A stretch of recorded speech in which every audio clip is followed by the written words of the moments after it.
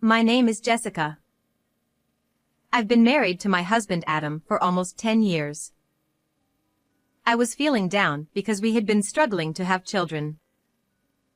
My husband always comforted me, saying, "We can do many things together instead. Even without children, let's enjoy our time together." We both loved traveling, so whenever we had time off, we would go to the beach. We enjoyed our married life despite not having children. I thought those happy days would last forever. Until that day. I worked as an office clerk in a nursing home.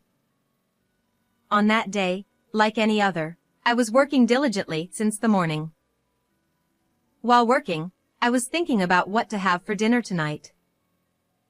I remembered I had some potatoes and chicken left, so I decided to make roasted chicken. Just then, out of nowhere, "Ms. Brown." The manager suddenly called out to me loudly. I wondered what it could be. Did I make a mistake? Yes. I quickly responded, but I couldn't help but tense up.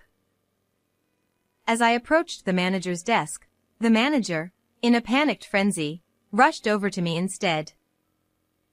"It is urgent. Your husband." My husband? What about him? "Your husband collapsed at work." "Forget about work, so hurry to the hospital, . I hurriedly jumped into my car and rushed to the hospital. My heart was pounding incessantly as I drove. We had talked normally that morning, and now. Please, let him be okay. Please. I cried as I drove. The hospital was only a 15-minute drive away, but it felt incredibly far. When I arrived at the hospital, I ran to the reception. Then, I was guided to the designated treatment room. "Adam!" I screamed, but my voice never reached my husband. It was already too late. The treatment room was eerily quiet, with only the sound of medical instruments echoing. As I looked at the faces of the doctors and nurses, I understood the situation. A doctor approached me. "You're his wife, right? I'm sorry, but your husband." I broke down into tears. It seemed he had suffered a heart attack. The doctor explained more, but I couldn't hear anything beyond that. I can never see my husband again, even though we promised to be together forever. He's such a liar. This must be a dream. He must be playing a prank on me. That's what I thought. Then, I collapsed. When I woke up, I was in a hospital room. My parents were there, watching over me with concern. "Jessica, are you okay?" My mother gently held my hand. "Why am I in the hospital?" "Oh, right, I heard that my husband collapsed." And then, my husband. Through the haze of consciousness, I remembered and began to cry. My mother, seeing me like this, hugged me tightly, tears welling up in her eyes. I cried out loud. I didn't know how long I cried. I just kept crying, realizing that I had to accept the reality. My deceased husband wouldn't come back anymore. If I didn't properly send him off, he would be sad. I bit down my lips and vowed to myself that I wouldn't cry any further. The arrangements for the funeral were made by my in-laws. My mother-in-law looked as worn out as I felt, and my father-in-law seemed to take charge of most of the arrangements. God can be so cruel. To take him away so suddenly. My friends, who came to pay their respects, said through tears, "Jessica, you don't have to hold back your tears." Some of them said that to me, but I only replied, "Thank you for your concern." Yet, deep down, I wanted to cry too. As a wife, I had to greet my husband's friends and coworkers. And I had to say my final goodbye to him. So, I had decided not to shed tears today, just for today. As I was greeting the guests, I noticed a woman I had never seen before. She was petite and very beautiful. I assumed she must be someone from my husband's workplace, so I approached her to greet her. Are you from my husband's workplace? Yes, I am. I'm Adam's colleague. I see. Thank you for coming today. Before I could finish my greeting, the woman interrupted. I'm sorry for bringing this up so suddenly, but I'm pregnant with Adam's child. I'm 4 months pregnant now. Huh? What? For a moment, I couldn't understand what she had just said. Seeing my stunned reaction, the woman chuckled and continued speaking. Are you okay, ma'am? I'm carrying your husband's child. Do you understand that? Yes, I see. I responded with confusion. I didn't know what to do, and my mind went blank. My father-in-law noticed my distress and intervened. Are you from our son's workplace?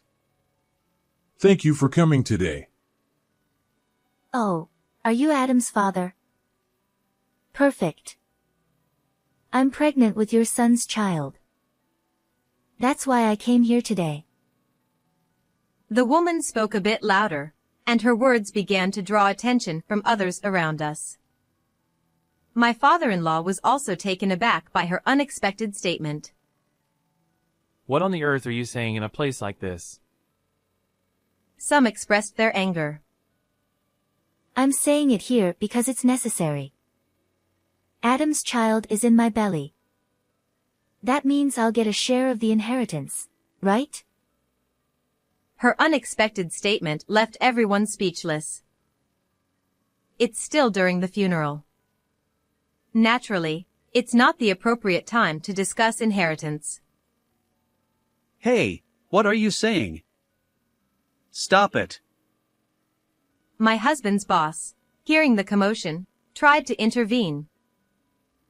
That includes rights to this house, and the assets as well. The child in my belly has the right to inherit everything. The woman continued her disturbing conversation. Despite being told to stop, even by her boss, she kept causing a scene, saying unbelievable things. Adam and I loved each other. He always said he'd divorce someday and be with me. The child in my belly is proof of our love. She shouted for everyone to hear. At that moment, my mother-in-law also noticed the commotion. What's going on? What's happening? The woman approached my mother-in-law while rubbing her belly. The only grandchild that the useless wife over there couldn't make is right here. I'm sure you're happy about it. Please cherish them a lot. She spoke with a smile. My mother-in-law was also taken aback and fell silent. Seeing that scene, I couldn't help but think. Surely, my in-laws must have wanted a grandchild. Upon hearing about the grandchild, I wondered if their feelings were swayed even just a little. But my father-in-law. That's enough. This is a funeral. Think about the feelings of those around you. Get out of here right now. He shouted angrily, visibly upset, with veins bulging on his forehead. What are you saying? Shaken by his outburst, the woman seemed bewildered. Did she think she would be accepted if she mentioned the grandchild? And then, she spoke out like this. Why are you shouting at me? You don't need a useless wife who can't even give birth to a grandchild, right? I'm more suited to be your daughter-in-law. That's right. We don't need a wife like you. It's all your fault. She tried to grab me, but people quickly intervened and restrained her. Stop it. I'm pregnant. Let go of me, don't touch me. She protested loudly. At that moment, my mother-in-law began to speak to her. Is it really my son's child? If so, then we'll have to divide the inheritance, won't we? That's right. You get straight to the point. Her eyes sparkled with excitement. However, to inherit the inheritance, we'll need to have a DNA test, won't we? Since my son is no longer with us, there's no way to confirm it. But that's not a problem, is it? Because it's truly my son's child, right? She asked with a smile. There's no need for a DNA test. We truly loved each other. She said while trembling. You're shaking. Are you okay? Is something wrong? My mother-in-law pressed on, looking at the woman with a cold gaze. The woman's face began to flush red. Then, my mother-in-law's expression changed, and she said decisively, causing a scene during the funeral, claiming it's my son's child. If it turns out not to be, do you understand the consequences? Confronted by my mother-in-law's stern words, the woman couldn't say anything and eventually burst into tears. We truly loved each other. Even while crying, she still continued to insist on that. Enough is enough. This is disgraceful. My son wouldn't have loved someone like you. I know how much he loved his wife. She held me around the shoulders and dismissed the woman. I want to send off my son properly, so could you please leave right away? Could someone, perhaps her boss, escort her out? My husband's boss forcibly escorted the woman out, allowing the funeral to proceed smoothly, and it ended without incident. And when the burial was over, it finally hit me that my husband was no longer here. All the emotions I had been holding back came flooding out, and I cried alone while looking at photos of my husband. Later on, my husband's boss came to our house to apologize again regarding the incident with that woman. According to him, she had one-sided feelings for my husband and relentlessly pursued him without worrying about anyone else. She would always try to sit next to him at social gatherings and made constant advances towards him. However, my husband never reciprocated her feelings. Despite warnings from his boss and others, she didn't seem to listen and they eventually gave up trying to reason with her. I'm truly sorry for letting it escalate like that. We should have handled it better. Then he apologized deeply. However, the one to blame was not the company but that woman. I told him that we were seeking damages for defamation against her. It was an unforgivable act to disrupt the final farewell with my husband. His boss empathized with my feelings, and afterward, we reminisced about my husband. Adam always used to talk about you, you know. Even if he might not remember, when he got drunk, he'd always boast about his wonderful wife. You're truly a lucky woman to be so loved. He said with tears welling up in his eyes. Oh no, I'm the lucky one to have such an amazing husband. He's too good for someone like me.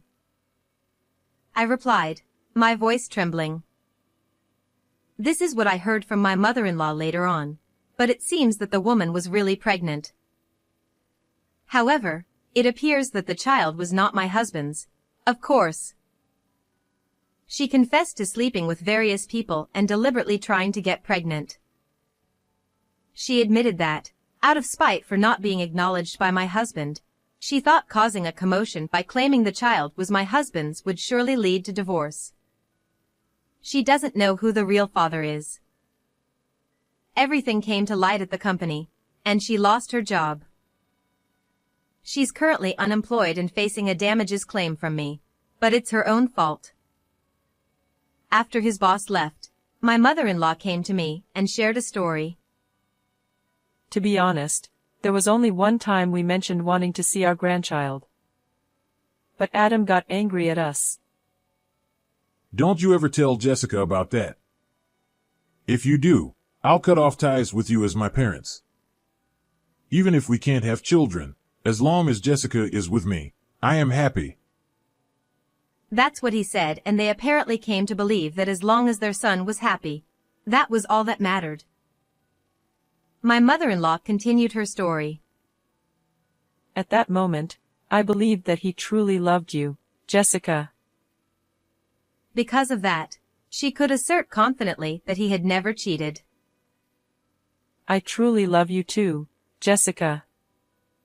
I think of you as my real daughter. So, you're still young, and I want you to remarry and be happy. She said that to me, but I shook my head with a smile. I only have one husband. My mother-in-law burst into tears. I hugged her, and we both cried together. It's been several years since then, but I still think about my husband. I still wonder why he left me alone. There are times when I honestly feel like there's no meaning to living in a world without him. But I have to keep living. My husband, who was an only child, is no longer with us, and I'm sure my in-laws are feeling lonely. I wanted to repay my parents-in-law in place of my husband. Today is the 40th anniversary of their marriage. I decided to surprise them with a cake. I also gave them a trip as a present, hoping they would enjoy it together. My in-laws were very delighted. Then, I thanked them for giving birth to my husband.